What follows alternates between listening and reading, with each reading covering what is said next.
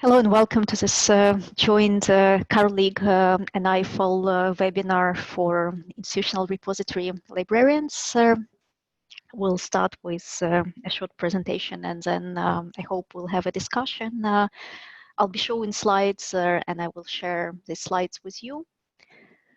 We're also recording this webinar, so if your colleagues are missing it, you'll be able to share the recording.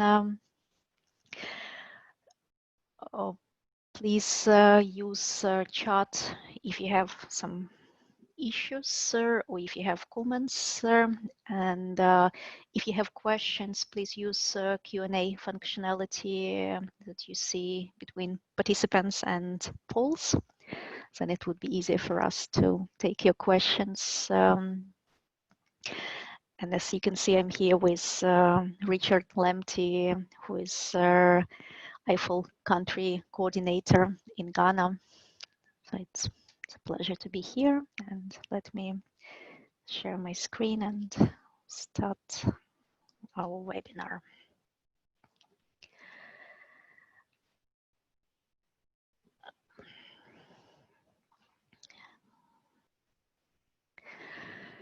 As you saw in the announcement, we advertised it as a webinar focusing on core competencies of repository librarians, and some of those competencies were listed on the registration page, and I suggest that today we'll discuss them and also talk how we could be more efficient in the work that we do.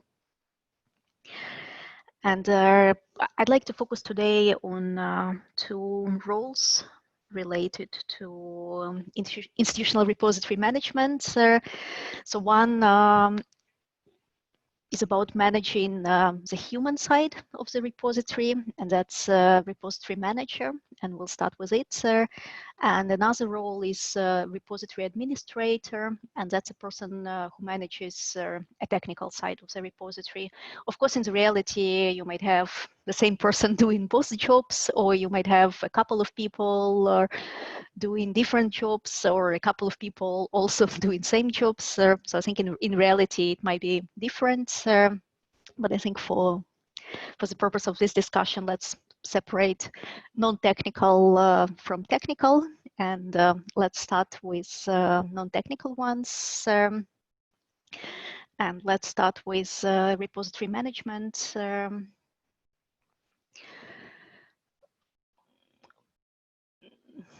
As you can see on the slide, these are some of the expectations that a repository manager should be able to do.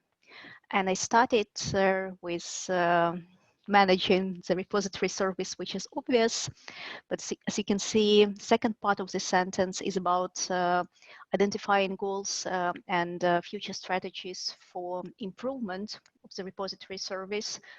And that's something that we often forget when we are busy with day-to-day repository operations. So what I wanted to do, I wanted to stress that it's really part of the repository manager's job also to remember the goals, remember why this repository was set up, and try to identify strategies for future improvements.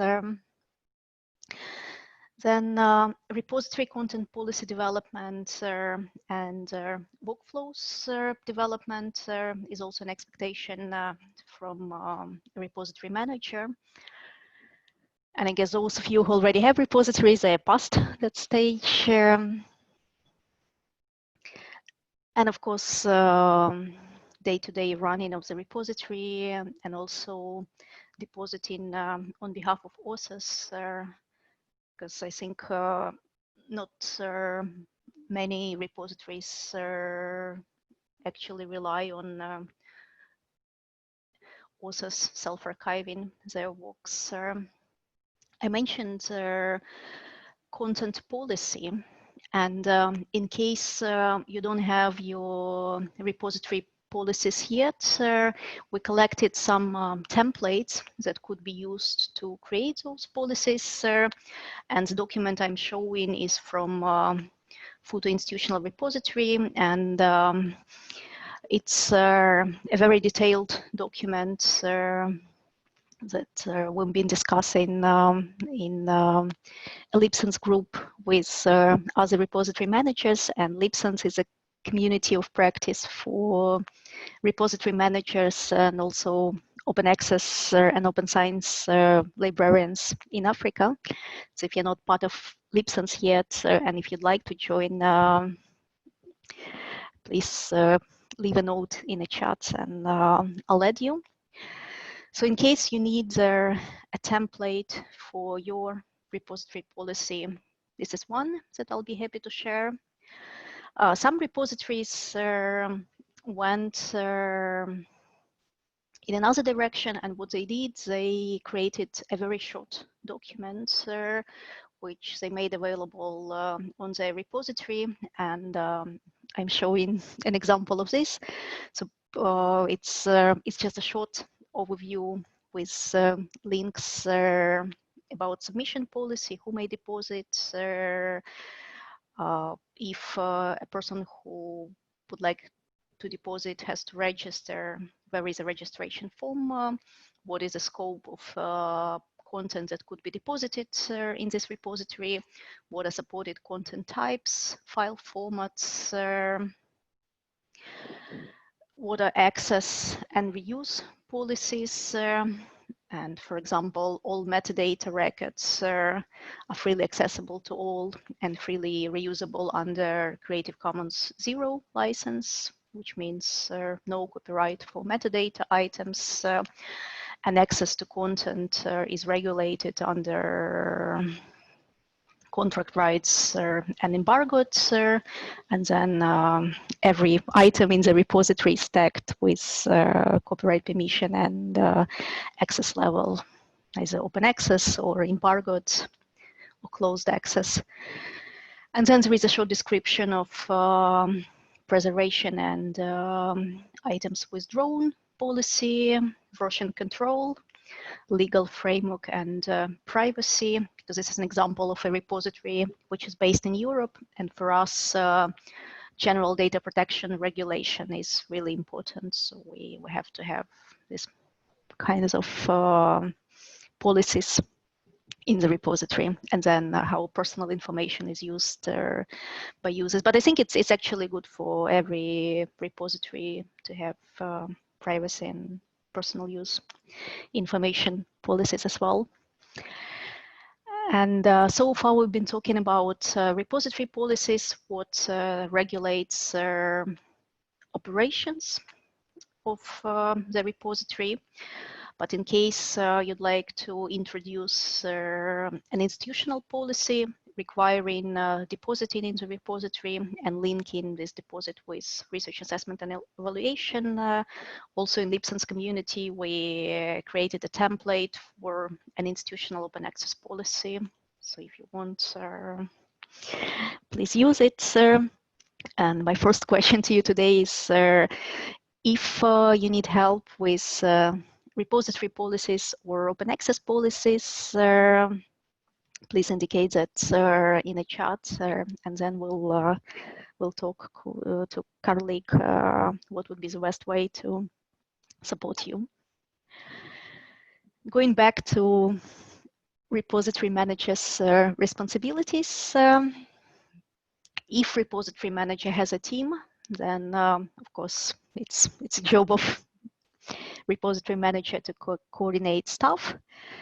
And what I also wanted to stress that it's important to coordinate repository with university departments to make sure that it's not seen as a library project, that it's really a university-wide project. So it's very, very important to have this conversation with other faculties, departments, schools. And then it's also a job of repository manager to increase the content, and this proactive part of going and seeking for new content to be added to the repository is a big task, but I think it's an important task, and I will show some examples what you can use, which tools you can use to identify publications that could be added to your repository. But I think ideally you should set up alerts, like if you use Web of Science or Scopus, you could set up alerts for new articles coming from your universities. You can also set up Google Scholar and Google Alerts for new content from your university. And then when you receive a notification about this new content, you could approach an author and ask for full text in case you can't get access to full text.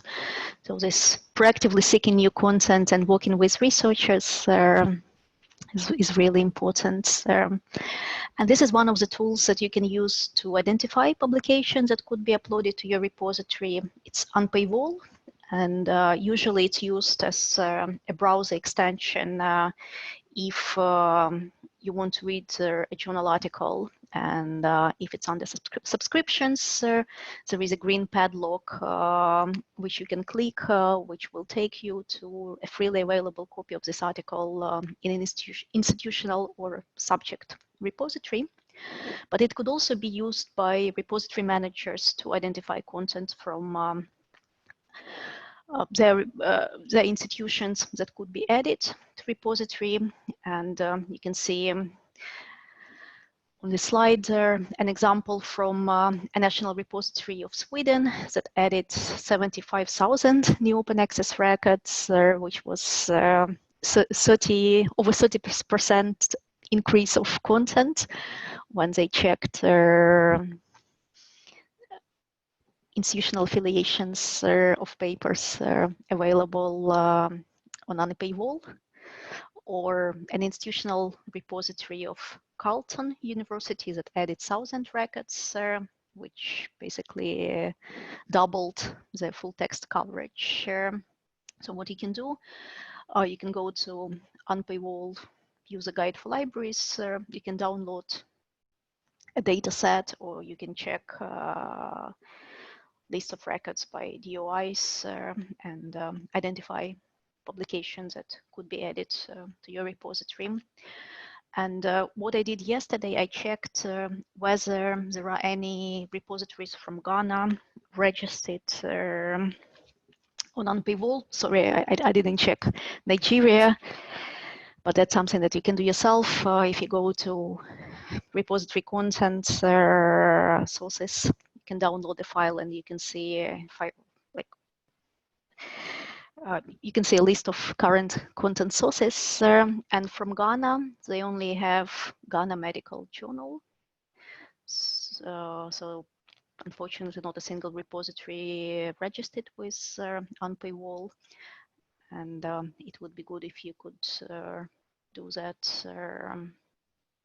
And it's a simple form. Basically, you just give your email address as a contact person. You put your repositories or IPMH endpoint, name, homepage, and that's it. Because then people who use Unpaywall as browser extension, they could identify content from your institutional repository when they are on a journal article, which they can't access because they don't have subscription. They will be redirected to your repository. So I think it's a good way to get more usage and more exposure of your repository content. But there might be some other ways of identifying new content. You could agree with your research department that libraries will be allotted when new research publications come from faculty. Or there might be some other ways.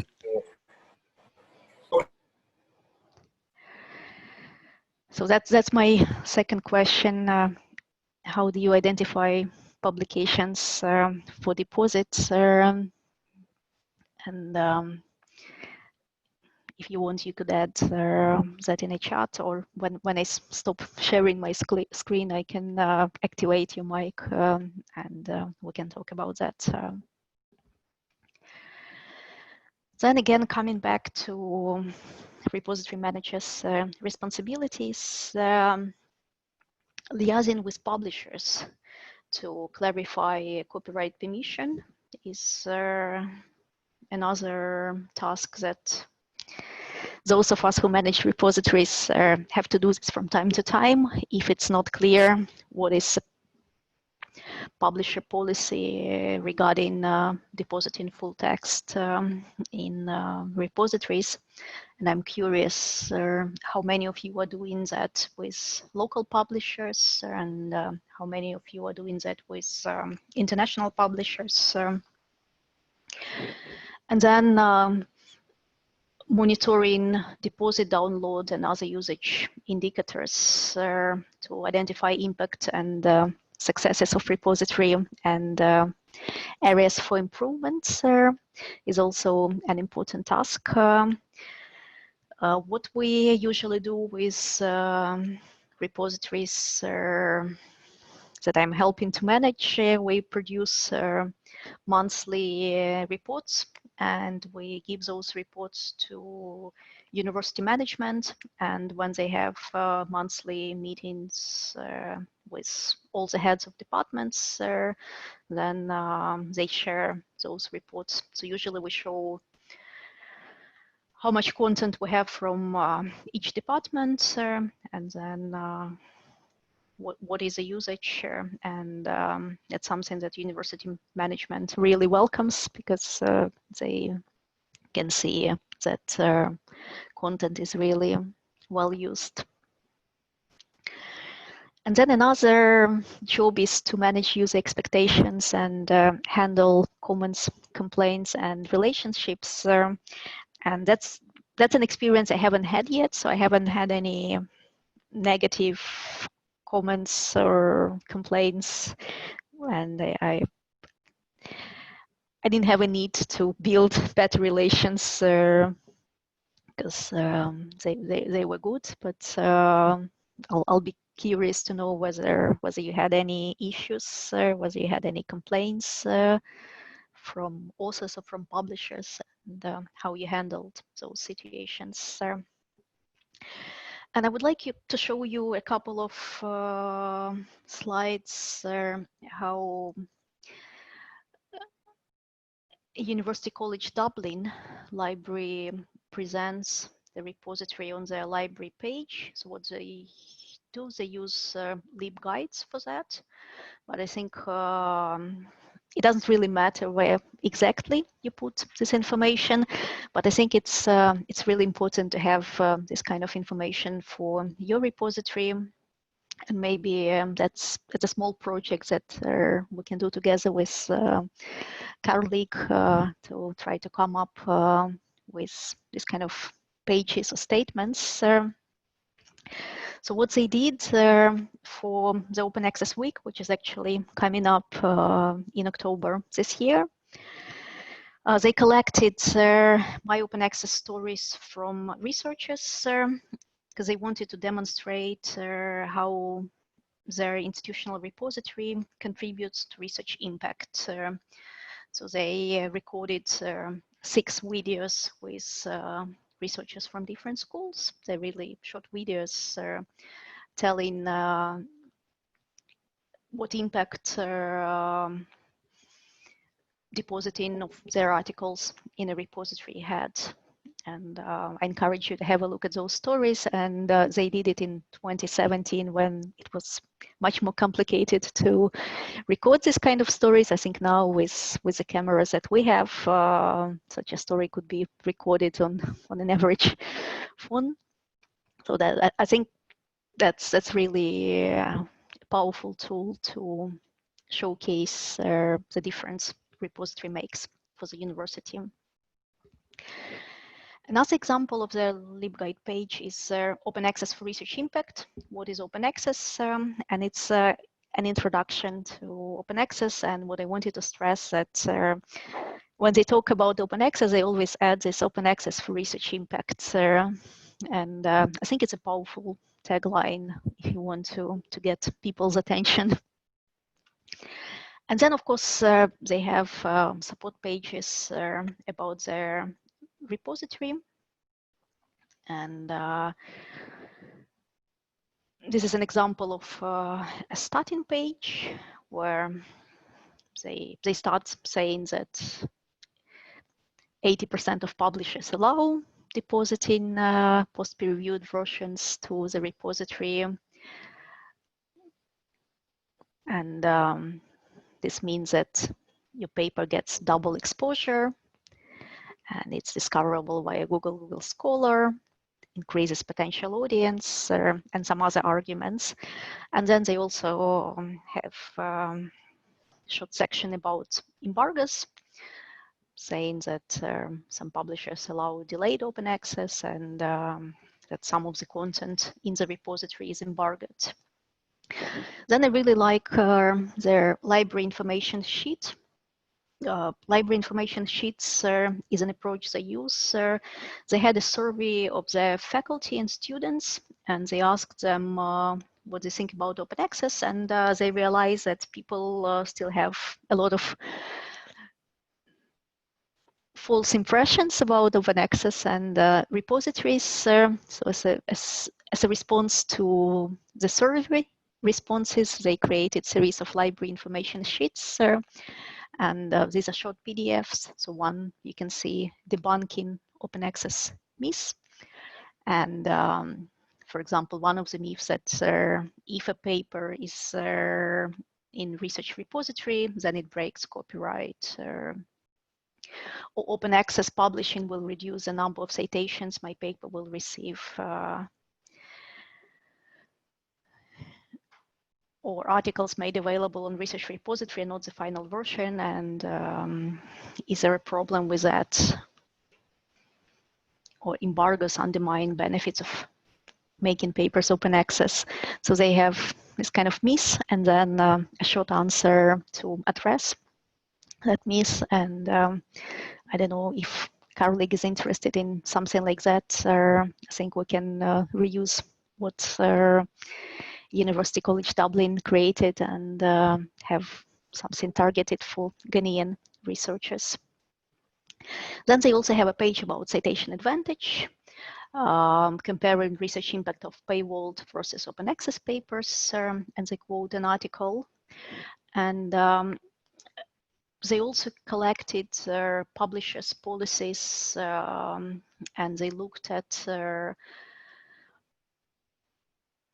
where the researchers published, and they came up with a 10-page list naming a publisher and publisher's policy on making full text available in the repository.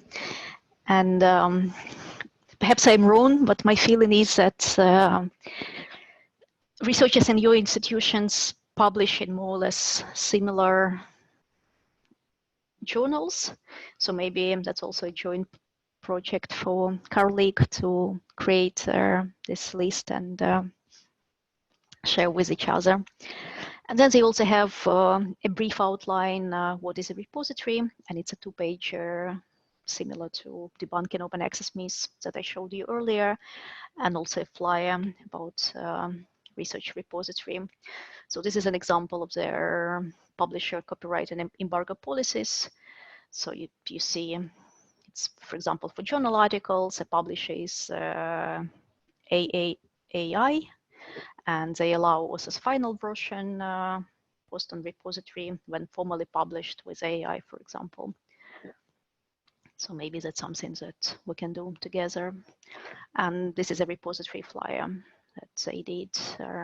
Why deposit? How repository increases impact. And they also have this impact statements on the library page.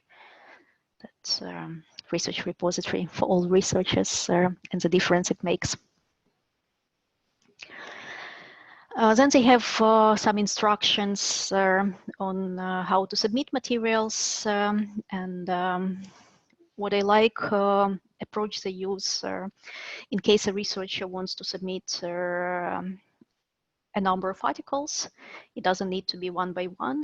They created a spreadsheet that could be used to populate the repository. So what an author does, an author fills in necessary information in that spreadsheet, and they put the minimum requirements. They said if it's more than 50 full text PDFs, then send us this spreadsheet, and the library will do this job on behalf of a researcher. If it's less than 50, then they expect individual deposits from a researcher. And then when they receive a spreadsheet, it could be added to the space, and metadata fields are populated with that information from a spreadsheet, and then full text should be uploaded one by one. And what I really, really like on their website is how they explain the difference between also peer-reviewed manuscript version or post-print version versus published version, because some publishers don't allow uploading publisher PDFs on the repository, and in this case you have to go back to an author and ask for a version which was approved for publication, and they show the difference, how was a peer-reviewed version looks like, and how it's different from a publisher version where you could see a logo or special formatting. And they also prepared a guide covering versions, and you can see it on a screen. So you see it's really visual, and I use it a lot for other repositories to explain to repository managers how to differentiate between versions that could be uploaded or not. So for example, unformatted author's version of submitted or accepted paper, or camera ready, where the publisher template is used, but the page numbering starts at 1, and there is no reference to the publication title. Or numbered lines,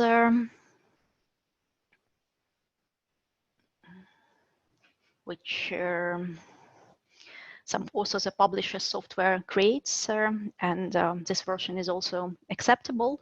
But for example, a publisher PDF like that isn't acceptable if a publisher doesn't allow uploading a publisher PDF. And they have some more examples of unacceptable, incorrect articles. So I do encourage you to have a look at it. There will be a link to this guide in my slides. And I hope you also saw updated Sherpa Romeo site, where you can check publisher permissions on uploading papers to repositories. And I like how they change the way they describe permissions. So I think now it's a lot more clear. You can immediately see embargo period and conditions of depositing articles. But unfortunately, this copyright check and clearance is a big part of repository manager's job. Also, often people ask, why do they bother uploading their papers to repositories or sending those papers to a library if they can just upload them to ResearchGate or Academia Edu and let other researchers use it. And I think this flyer explains it really well. What is the difference between those commercial social networking sites and an institutional repository? And then they have a page on visibility and impact of the repository, how open access repositories increase citations, impact, visibility, downloads. And they also recorded a short interview with one of their researchers where he talks about this impact. And they also collected testimonials from researchers who use repositories. And that's what we did in Kenya, Tanzania, and Uganda with repositories there. So we also talked to researchers who actively use repository and collected this kind of testimonies that really work well for other researchers. I also wanted to show you a new guide that admire, which is a DSpace service provider prepared, how you can check whether Wikipedia links to your repository pages. There is a link to that guide, and there is a link to Wikipedia where you can check your repository content. So I checked for KNUST repository, and as you can see, 41 Wikipedia articles link back to KNUST, and I think it's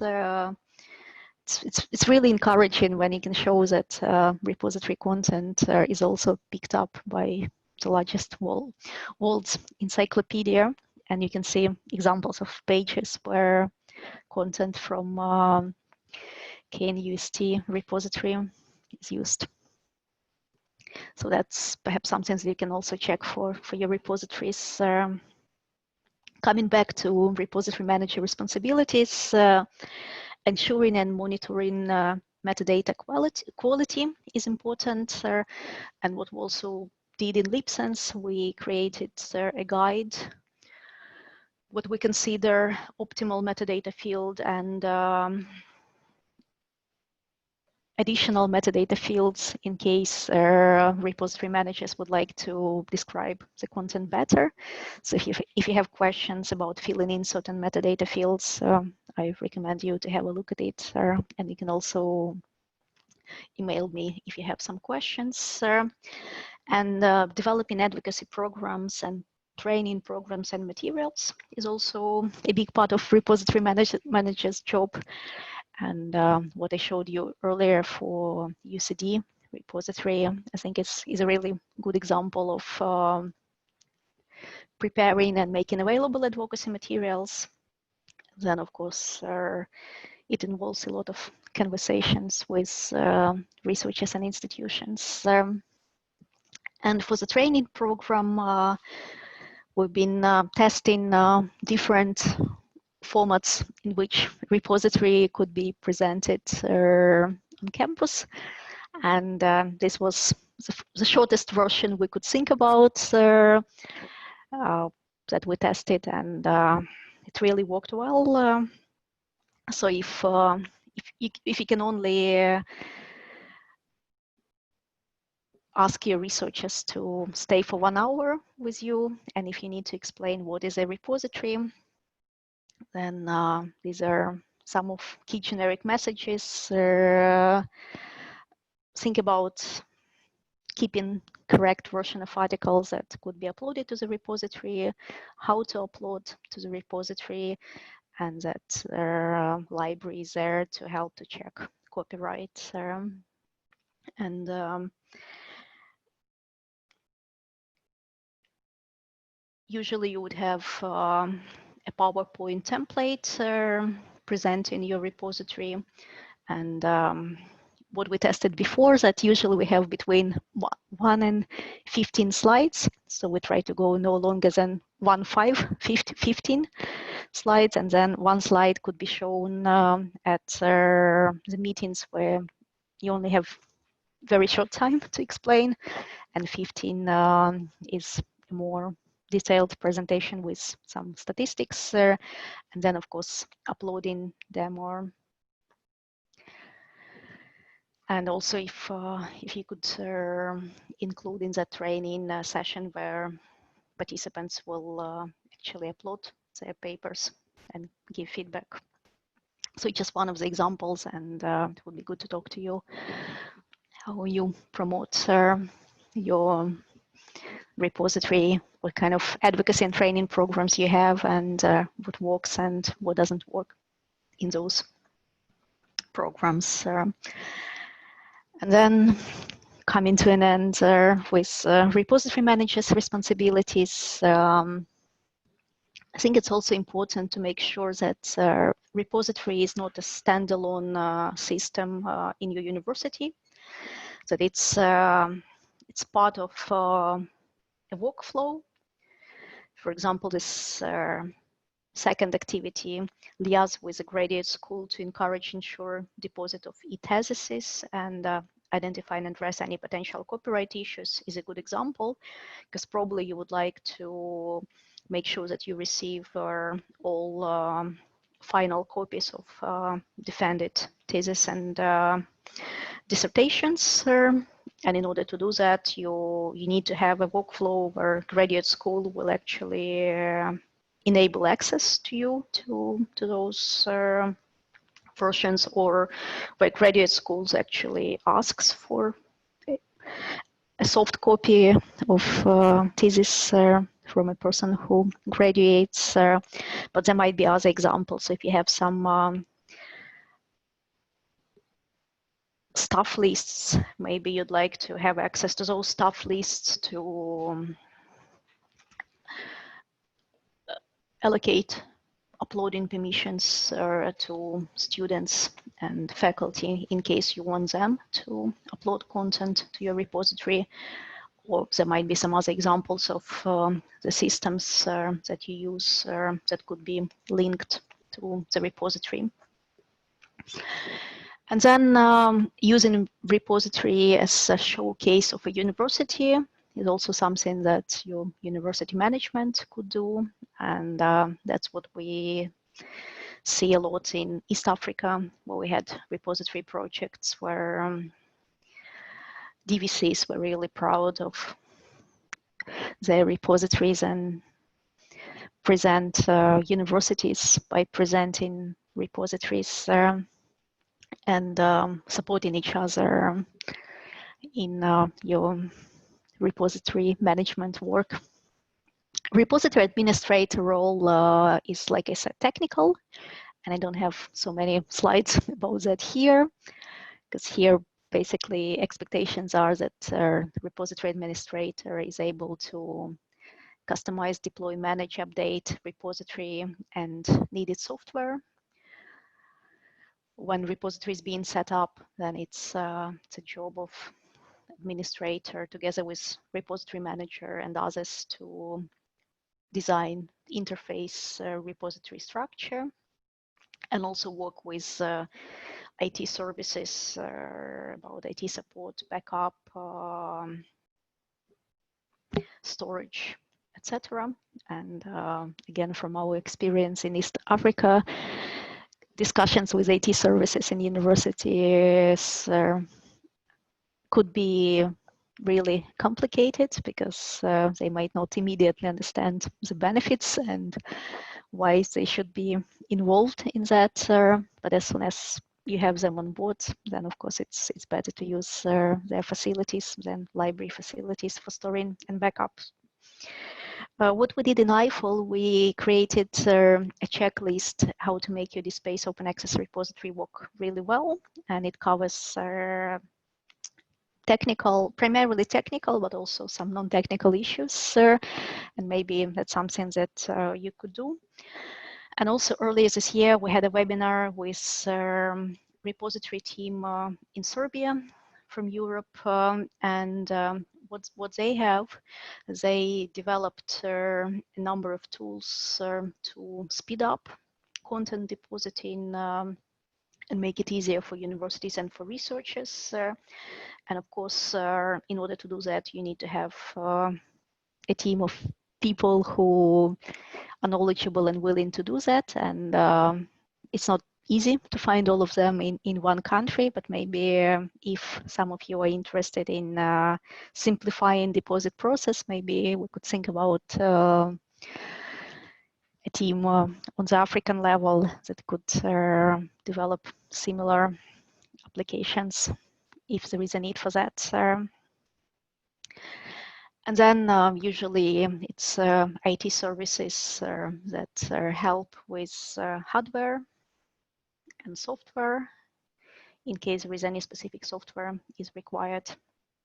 And then I think it's also important if repository administrators share their knowledge and experience with community in the country and also outside the country. And some of the things that both repository manager and repository administrator should know. And as you saw on my slide, discovery tools were mentioned, and I'd like to show a couple of discovery tools that could be used to increase visibility of your repository. So one of them is directory of open access repositories. And as you know, historically, there are two. So one is a registry of open access repositories, but registry isn't really up to date, and registry isn't used by other systems. But for example, this open door, it's used by other discovery tools to collect information about repositories. So if you have a repository and if you haven't registered it yet on Open Door, please do so, because I checked for Ghana yesterday and there are only 5 repositories registered, but I know for sure that there are more than 5 in Ghana, and so I didn't check Nigeria, but maybe that's something that you can check. And if your repository is not there, please make sure that it's registered, because then if it's registered, it could be part of core, which is a search engine and also discovery tool for open access content. And another registry where you can register your repository is BASE, which stands for Bielefeld Academic Search Engine.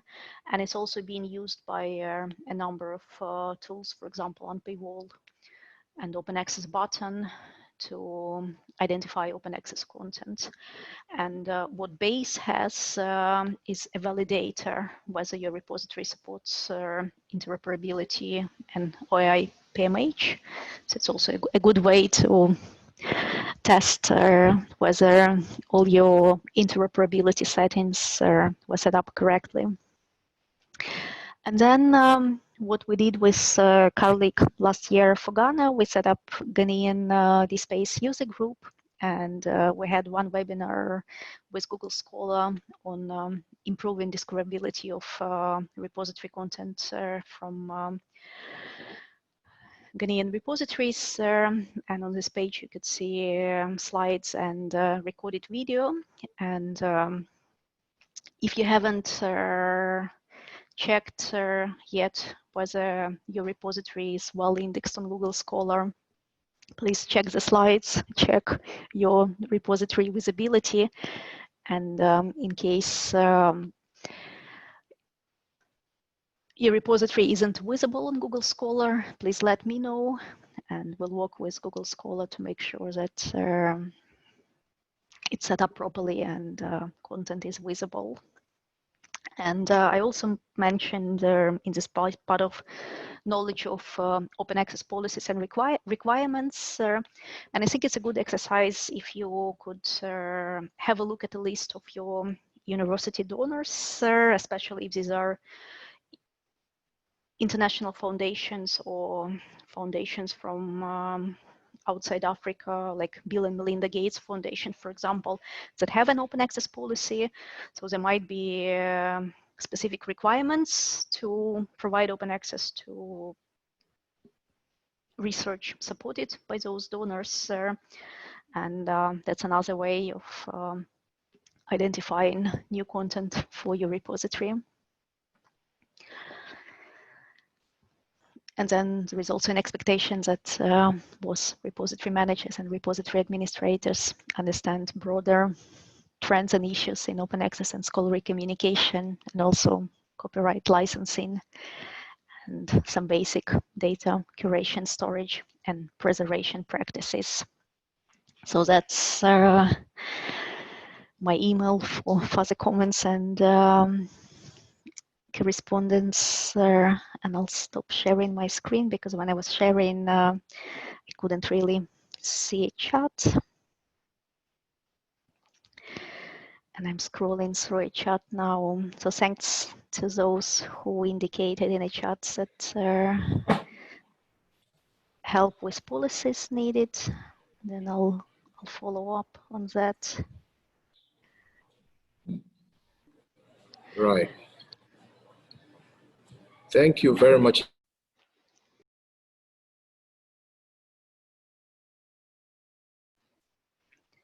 Sorry, I don't know whether it's just me or Richard's sound is broken. So now it's a time for questions, and maybe if you had a question and if you put it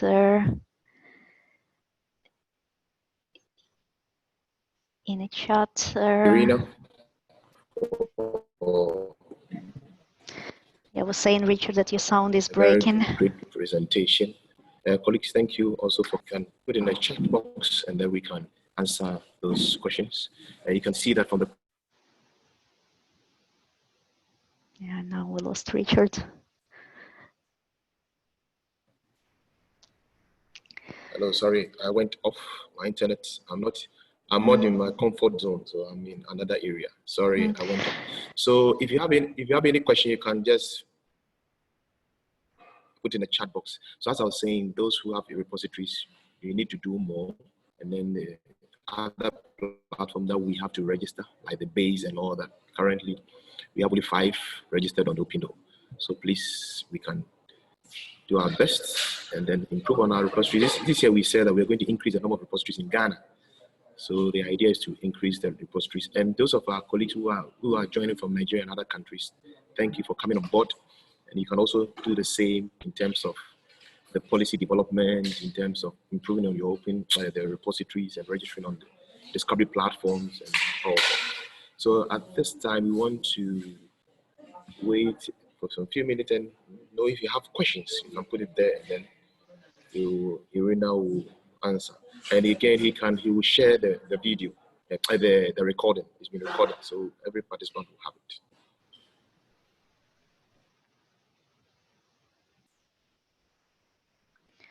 So I see a question: if you add the articles of staff in your institution in your repository without the consent, is it not an infringement of the right? So it depends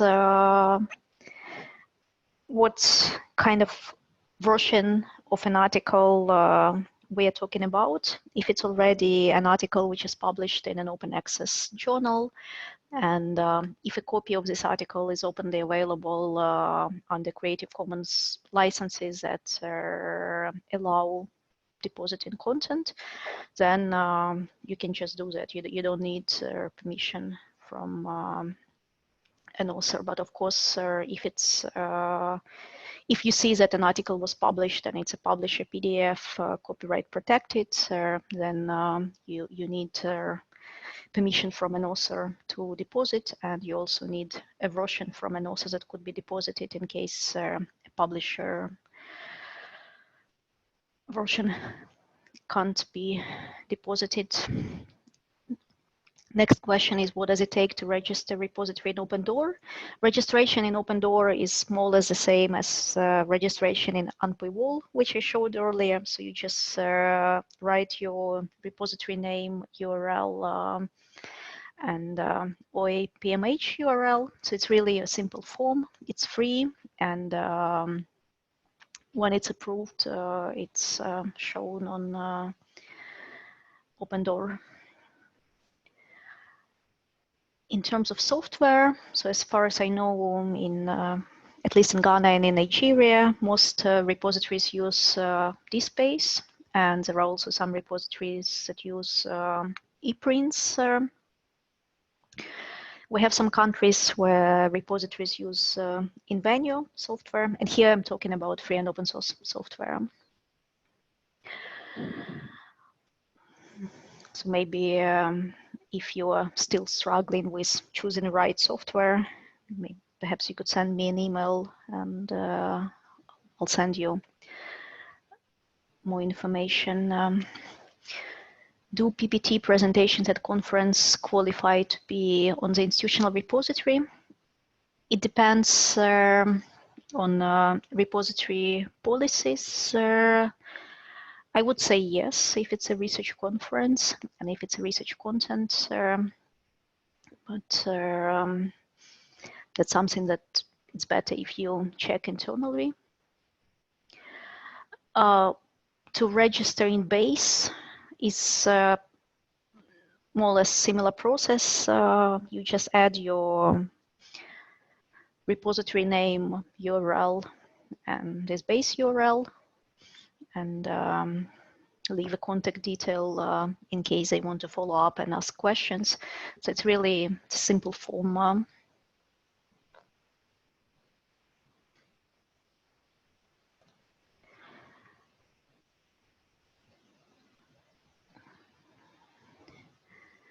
And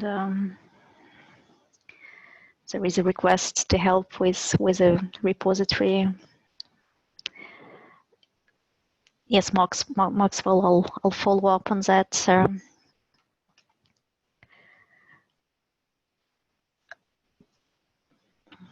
And I'm looking now into Q&A questions. It's already explained, open door and base. It's really simple. In core, you don't even need to register. If you register on open door, you'll be automatically added to core. So maybe when we finish with questions, I can show you where and how to register in open door and base. The question from Evelyn, can I retrieve articles from ResearchGate belonging to researchers from my institution and deposit into our IR since it's difficult getting them to bring their publications, but they're quick to send them to ResearchGate? I'm afraid not, because what ResearchGate does, it brands the pages, and if you download those articles from ResearchGate and if you would upload them to repositories, they will have ResearchGate branding, and it's a commercial product. So I don't know, maybe at some point they will chase you at the repositories that you are infringing their copyright. So what I'm trying to do, I'm still trying to get a version from an author which is not ResearchGate branded.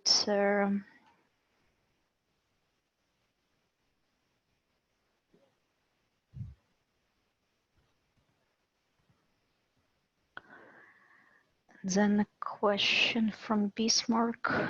My concern is that in most cases, a lot of research,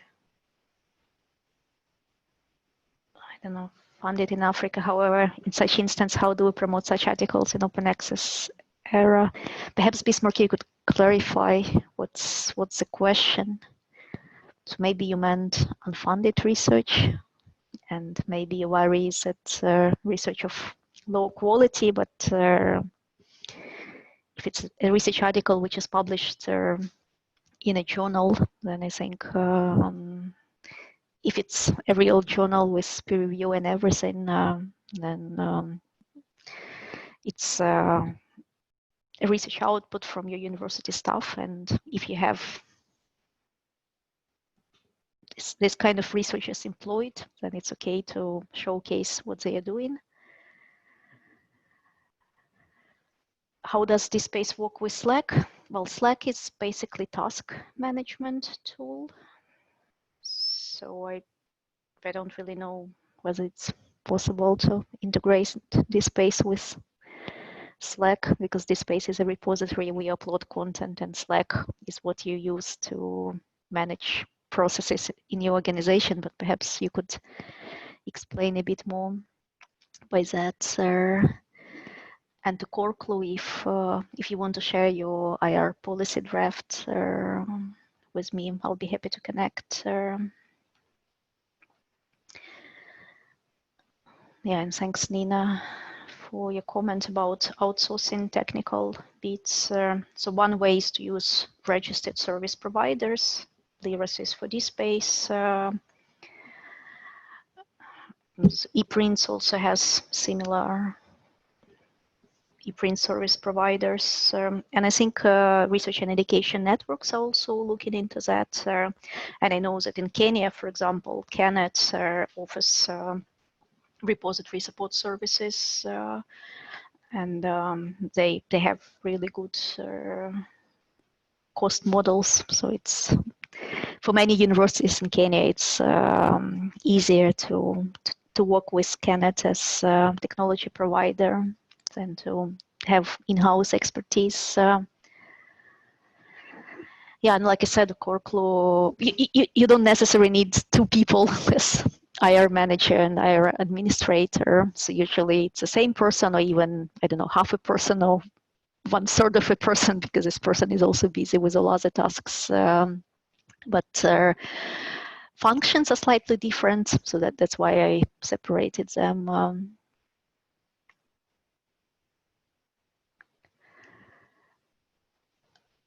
For question, if your IR is not linked with Google Scholar or ResearchGate, what's the way forward? So there is no way to link your repository with ResearchGate.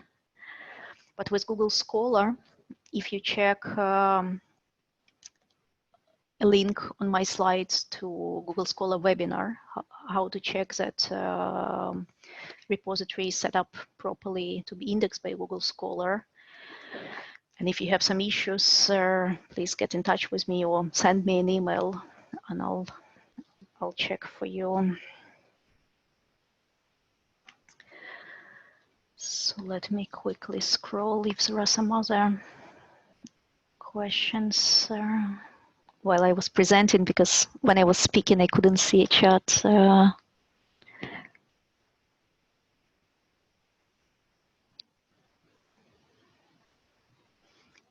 And I will share slides and recording of this webinar. So looks like I haven't missed any questions when I was speaking. Can we allow the deposit of preprints in IR, and how can it be withdrawn when the final version is published? It also depends on your university's policy. In those universities where I help with repositories, we allow preprints, but we clearly mark them as unpreviewed version. And then when there is a new version of paper comes, for example, peer-reviewed version, a published version that could be deposited, we either upload a second file, because we use in-venue software, so you can have more than one file in one record, or we upload another record and we delete that previous record with a note that there is an updated version of that content. But we'll have, in a couple of months, we'll have a dedicated webinar about preprints with people from Center for Open Science and Open Science Framework, because I've done a lot of research in this area. And I think now with COVID-19, preprints are really a hot topic. So I hope we can continue discussing preprints.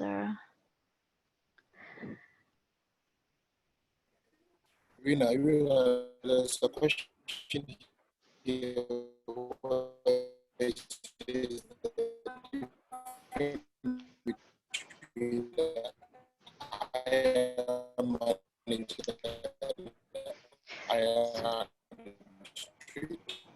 Sorry, Richard, your sound is breaking. Hello, Irina. Yeah, maybe you'll have to say it again. Irina. Sorry. Yeah. Is it better now? Yes, now it's better. What I'm saying is, there's a question here which we have not answered. It says, there's a difference between the IR manager and an IR administrator? Do they have an overlapping roles? I don't think they have an overlapping role. at least in my typology, the way I try to separate roles, because to my understanding, administrator would be managing technical issues, and manager would be managing content and public relations issues. But it's not a hard science, and it's really up to you to decide how you understand and include those positions in your university, because again, unfortunately, usually just one person doing everything. So maybe if it works, I can show. So maybe I can give an example of I can give an example of a KNA, an IR manager, and then we have the administrator, which is a technical guy, who is mainly the IT guy who does the issue of the integration and a whole lot of back end things, the technical bit. Then the IR manager is more of the content aspect, and then looking at the issue of statistics, Google statistics, usage statistics, and all that, about advocacy, how to try to populate the repository, because repository is all about content. So if you don't have anything on, in your repository, then forget it. You need to populate your repository with more content. So the IR manager does all these things. So he liaises all the time, works with the IT,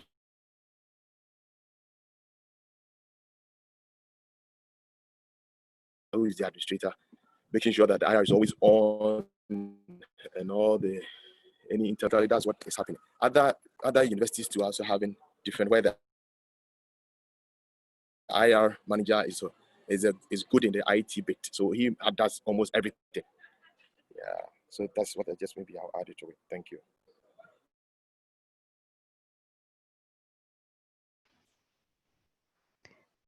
Thanks, Richard.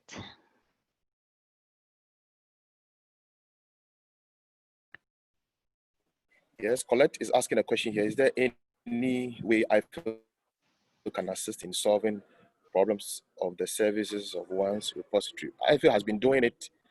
So all you need to do is that you just get your country coordinator. I think Nigeria don't have a country coordinator, but yeah, unfortunately, Nigeria isn't part of IFL any longer. you can liaise with, and then he will help you. Yeah, because IFL has been helping. I mean, for Ghana, we've done several trainings, and there's another one that we are doing. So IFL does that, and UINA can be of good help. Thank you. You call it. Thanks, Richard. And I can share my screen and show how to register repository on OpenDoor. So I hope you can see my screen now. If you go to OpenDoor, you have to click contact, which isn't very obvious, and then register a new repository in OpenDoor. Register new repository, and there is a form coming up that you have to fill in. So it's contact, register repository, so name, URL, base URL, and then if you have any policies in the repository, then you can add them here. And as you can see, mandatory fields are only name and URL, and all other fields are optional. So if you want, you can add software, organization, location, about you. Your email is required, so they could follow up with you if needed. And then I can also show for base. It's a similar form.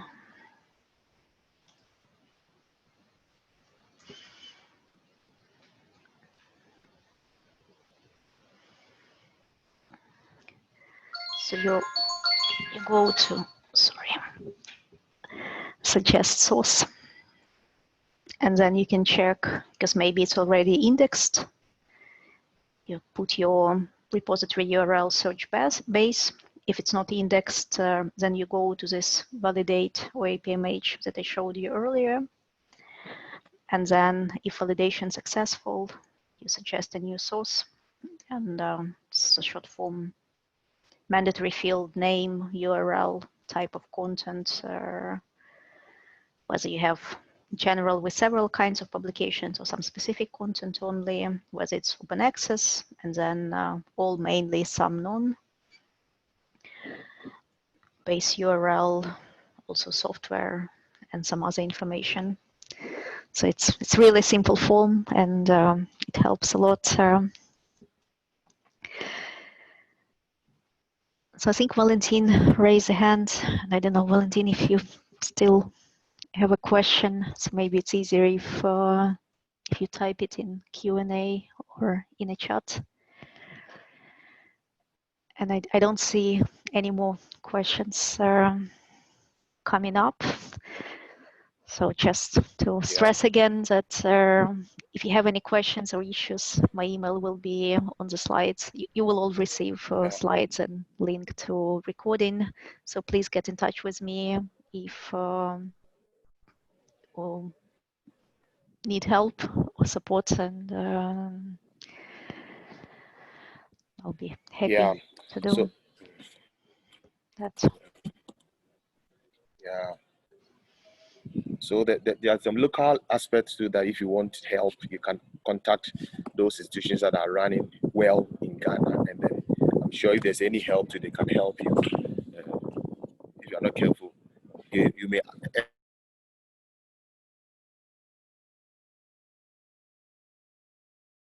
end up asking a lot of questions. I mean, Chelsea is doing well.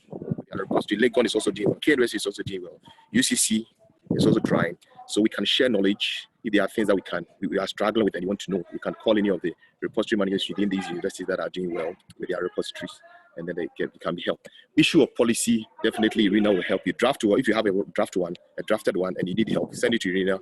You can copy me in, and then Irina will just work it out for you. And then if there's anything that you should add, you can also add it, and then I believe that your repository will be running. Many of you, your repositories have been at one place for a long time. So I want to encourage you that let's get it running. Your policy may not be ready. You can still start populating the repository with thesis. You see, and then once the policy is out and you want to bring it out, then you can make it live. KNUSC, what we did, we put the cart before the horse. We set the repository out, make it live before we finalize with our repository, the policy. If you like, you can also do the same. If you have, you may not have any issue. You can do the same thing. But if you want to do the policy before you roll it, make it live online, you can also do the same thing. And then you get it out very fast. Because there are a lot, as you know, there are a lot of advantages for your researchers and to your institution. Visibility is key. Local content in Africa, and more especially in Ghana, is very difficult finding. So let's work on our repositories and make it visible. So with this, I don't know whether you, yeah. There is one more question from Gozi. Still possible to register IR without policy yet? Yes, and even if you have 2 records in IR, it's better to register it immediately with open door, with base, that content becomes more visible.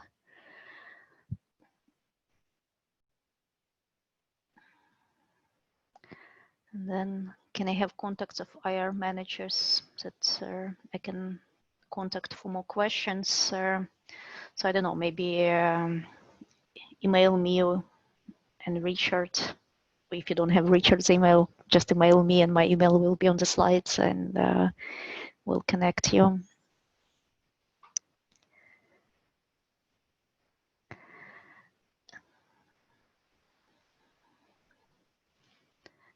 And I don't really see unanswered questions in Q&A. We don't have questions at the moment.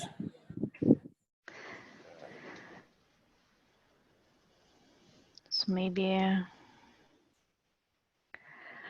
when will be next webinar for repository of this kind? I guess it's up to you and up to Karlik. So if you,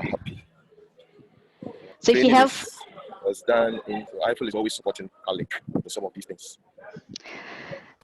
So if you have a specific need, maybe get in touch with me and Richard, and we'll plan more webinars. So maybe Richard, you could talk about what else we planned. I remember that we planned one webinar about research data management in a couple of months, and I don't remember what else was part of that plan. Yeah, so we'll be having series of training. The next one will be ORCID, the data management aspect, and we'll be doing, so all of them will be informing members, and you register, so that even this one we had over 100 participants attend, but we are having less than, so we have 71 or nearly 80 people register, attending. Just that sometimes, because of the timing and all that, sometimes people forget and all that. But we'll be having more of these webinars, and the COVID time is really working well for us, and we are getting a lot of knowledge in the area of work. So other ones will come up hopefully next month. And if you have any specific apologies for jumping in, Richard. You and then please you join. Mm-hmm. Yeah, we're always happy to have a smaller dedicated webinar specific topic, because this one was very general. But if you have specific needs, just let us know, and we'll schedule more webinars.